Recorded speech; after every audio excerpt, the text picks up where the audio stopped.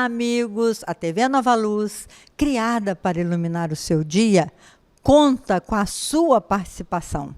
Acesse o site www.tvnovaluz.com ou vá diretamente ao YouTube para ver a palestra da sua preferência. Agradecemos muito a participação de vocês com as perguntas enviadas, porque são motivadoras e nos ajudam muito a melhorar as nossas pesquisas e os nossos estudos. Recordamos que o primeiro livro da codificação, o Livro dos Espíritos, foi publicado em 1857. O segundo, o Livro dos Médiuns, 1861. O terceiro, Evangelho segundo o Espiritismo, em 1864. O quarto livro, O Céu e o Inferno, em 1865. E o último publicado foi a Gênese, em 1868. Você já leu todos eles, não? O periódico, com a função de divulgação da doutrina espírita, foi lançado em 1º de janeiro, também por Allan Kardec, em 1º de janeiro de 1858, em Paris, e foi lançado com os recursos próprios, com o nome de Revista Espírita. Tinha como subtítulo Jornal de Estudos Psicológicos, uma vez que, igualmente, eram publicados estudos sobre aspectos da psicologia humana. Destacamos o terceiro artigo escolhido no mês de maio do ano de 1866.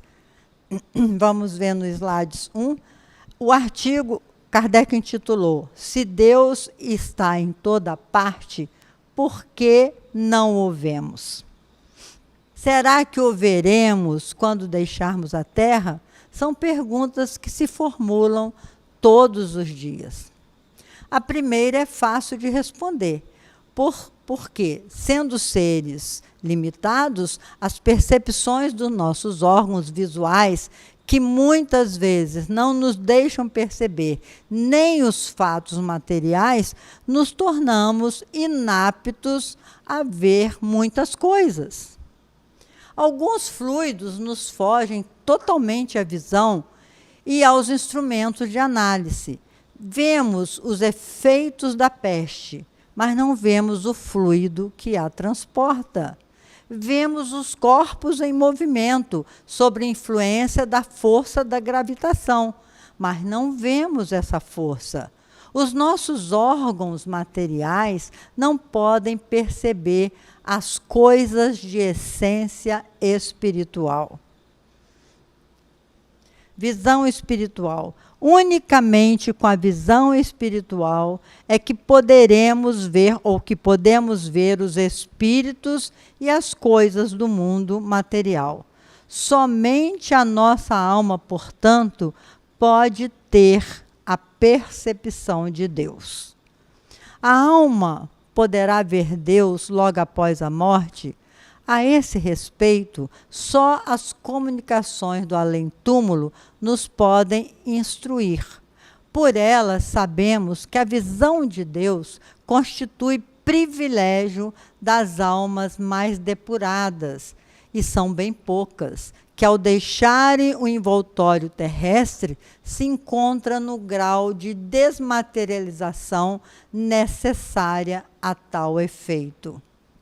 Algumas comparações vulgares o tornarão facilmente compreensível. Uma pessoa que se acha no fundo de um vale, envolvido por uma densa bruma, não vai ver o sol. Entretanto, pela luz difusa, percebe que lá fora está fazendo sol. Se se dispõe a subir a montanha, à medida que for ascendendo, o nevoeiro irá se dissipando, tornando mais claro a luz, cada vez mais viva. Contudo, ainda não verá o sol. Quando começa a percebê-lo, ainda está velado, pois basta o mais leve vapor para enfraquecer o seu brilho. Só depois que se ache elevado acima da camada brumosa e chegado a um ponto onde o ar esteja perfeitamente límpido, ela o contemplará em todo o seu esplendor. Vamos ver no slide 3. Percepções mais claras das coisas. Aí botei uma imagem embaçada. Imagine aquele que tivesse a cabeça envolta por vários véus. A princípio não vê absolutamente nada. A cada véu que se retira, distingue um clarão cada vez mais nítido. Apenas quando desaparece o último véu é que percebe as coisas claramente. Também se dá o mesmo com um licor carregado de matérias estranhas. De começo fica turvo. A cada destilação, sua transparência aumenta, até que, estando completamente depurado, adquire perfeita limpidez e não apresenta nenhum obstáculo à visão.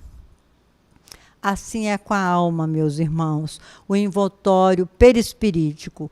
Conquanto nos seja invisível e impalpável, é com relação à alma verdadeira matéria, ainda grosseira demais para certas percepções. O perispírito, porém, se espiritualiza à medida que a alma se eleva em moralidade. As imperfeições da alma são como véus que obscurecem a sua visão. Cada imperfeição de que ela se desfaz é um véu a menos. Todavia, só depois de se haver depurado completamente é que goza da plenitude das suas faculdades. Slides 4, muito bem explicado. Kardec esmiuça para a gente, né? O esplendor de Deus. Sendo Deus a essência divina por excelência, unicamente os espíritos que atingiram o mais alto grau de desmaterialização o podem perceber em todo o seu esplendor. Pelo fato de não o verem, não se segue que os espíritos imperfeitos estejam mais distante dele do que os outros. Esses espíritos, como os demais, como todos os seres da natureza, se encontram mergulhados no fluido divino, do mesmo modo que nós estamos na luz. Os cegos também estão mergulhados na luz e, contudo, não a veem. As imperfeições são esses véus que ocultam Deus à visão dos espíritos inferiores. Quando o nevoeiro se dissipar, eles o verão resplandecer, ou melhor dizendo, nós o veremos. Não é preciso subir nem procurá-lo nas profundezas do infinito. Desimpedida a visão espiritual das feridas morais que a obscureciam, eles o verão de todo lugar onde se encontrem, mesmo da terra, porquanto Deus está em toda parte. O espírito só se depura com o tempo, sendo as diversas encarnações o alambique em cujo fundo deixa de cada vez algumas impurezas. Como, com o abandonar do seu invólucro corpóreo, os espíritos não se despojam instantaneamente de suas imperfeições, razão porque, depois da morte, não veem a Deus mais do que o viam quando vivos, mas à medida que se depuram, têm dele uma intuição bem mais clara. Não o veem, mas o compreendem melhor. A luz é menos difusa. Quando, pois, alguns espíritos diz que Deus lhes proíbe responder a uma dada pergunta, não é que Deus lhes apareça ou dirija a palavra para lhes ordenar ou proibir isto ou aquilo. Não é isso que acontece. Vamos ver o que diz Kardec. Sentir a presença de Deus.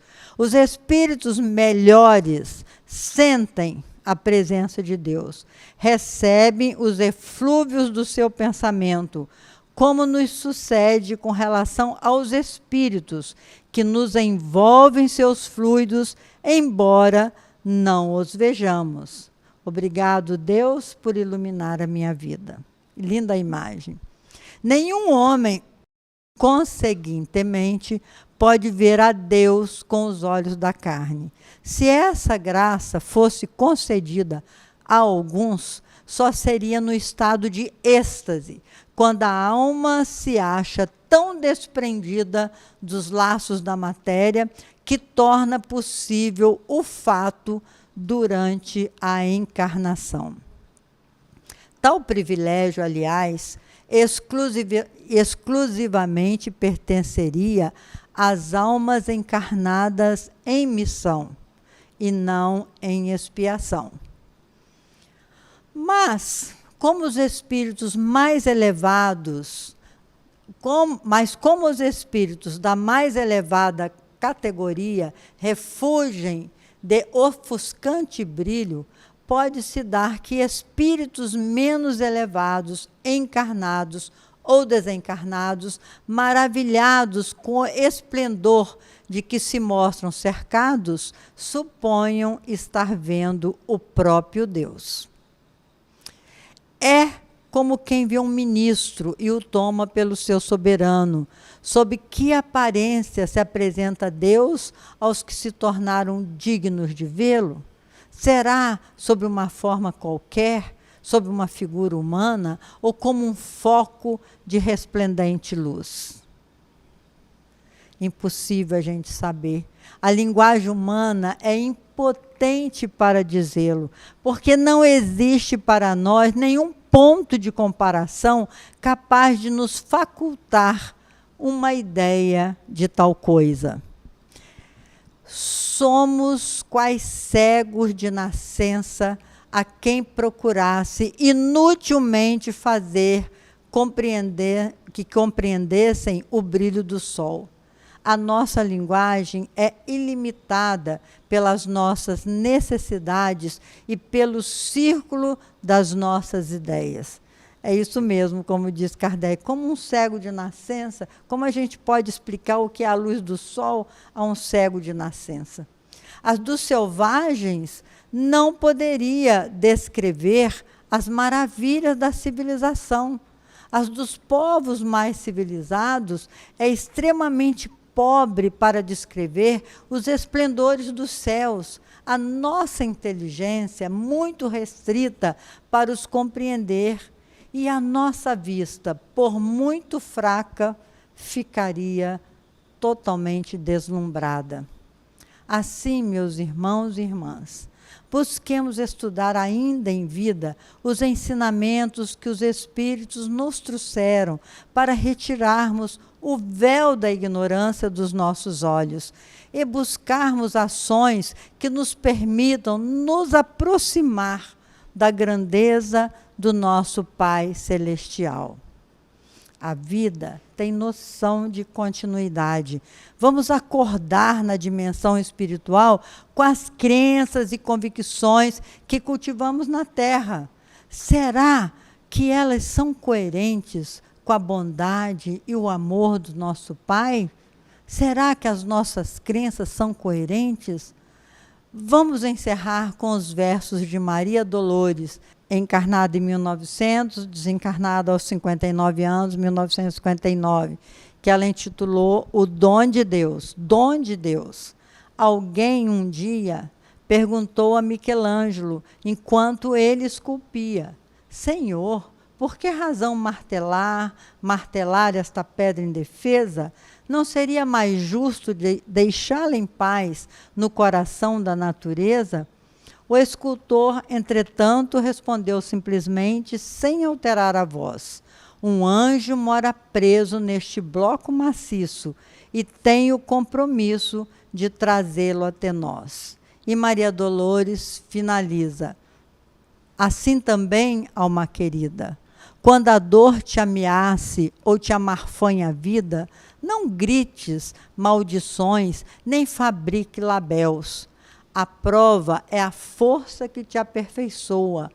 A dor nasce de Deus por dom profundo que te arranca do mundo para brilhar nos céus. Muito obrigado, Maria Dolores, que Deus te abençoe e até o nosso próximo encontro, se Deus quiser.